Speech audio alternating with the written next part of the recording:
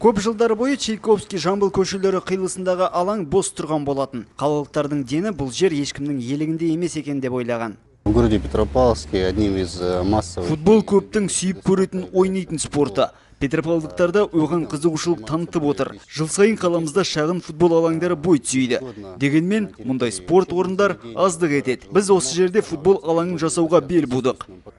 Стандартты футбол алаңының ені 90, ұзындығы 120 метрге дейін жетуі шарт. FIFA талаптары бойынша ол 105-те 68-ді құрап отыр. Осындай алаңды қаланың бел ортасында табу қиынның қиыны. Көмекке кәсіпкер Андрей Исаков келді. Мы очень много кроссов бегали здесь раньше. Осы жерде жиі жаттығатынбыз. Бұрындары футбол алаңы болды.